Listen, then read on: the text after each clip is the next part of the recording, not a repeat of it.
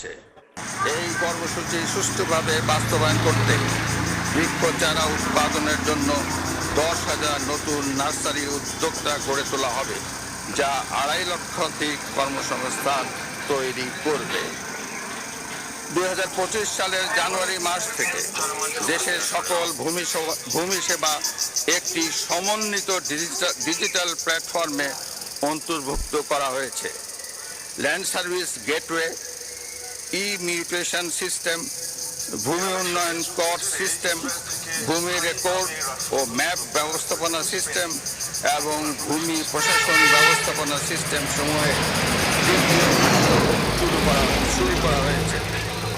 নাগরিকদের জন্য ভূমি সেবা সহায়তা নির্দেশিকা 2025 এবং ভূমি সেবায় অভিযোগ ব্যবস্থাপনা নির্দেশিকা 2026 প্রণয়ন করা হয়েছে। ভূমি সেবা সহায়তা কেন্দ্র এবং কল সেন্টার 16122 চালু করা হয়েছে।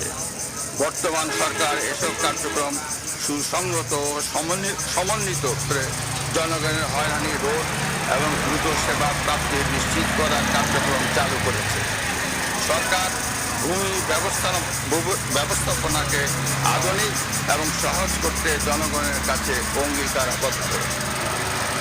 জনাব স্পিকার, দেশের পানি সম্পদের ন্যায্য হিস্সা নিশ্চিত করতে বর্তমান সরকার বদ্ধপরিকর। সংসদের ভাষণ এবং বর্তার ব্যারেজ বাস্তবায়নের মাধ্যমে উত্তরাঞ্চল এবং দক্ষিণাঞ্চলের পানি নিরাপত্তা, বন্যা ও মরুকরণ প্রতিরোধ নিশ্চিত করা হবে।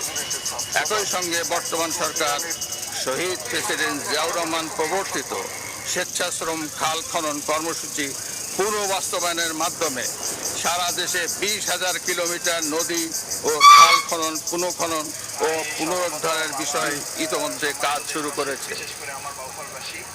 বিদ্যমান বন্দর ব্যবস্থাপনাকে আরও কার্যকর করে চট্টগ্রামের সমুদ্র বন্দর, বিমানবন্দর, সামুদ্রিক এলাকা ও উপকূলীয় অঞ্চলের সম্ভাবনাকে কাজে লাগিয়ে বর্তমান সরকার চট্টগ্রামকে আঞ্চলিক লজিস্টিক হাব হিসাবে গড়ে তোলার লক্ষ্যে কার্যক্রম শুরু করেছে। চট্টগ্রাম বন্দরে জাহাজে ওয়েটিং টাইম শূন্য পর্যায়ে রাখা গেলে বন্দর ব্যবস্থাপনায় কাঙ্ক্ষিত উন্নয়ন সাধিত হবে বলে সরকার আশা করে। সরকার গ্রামীণ ও নগর অবকাঠামো উন্নয়ন, নিরাপদ পানি সরবরাহ, স্যানিটেশন ও হাইজিন এবং স্থানীয় সরকার প্রতিষ্ঠানসমূহকে শক্তিশালী করার মাধ্যমে জনগণের দোরগোড়ায় সেবা পৌঁছে দেওয়ার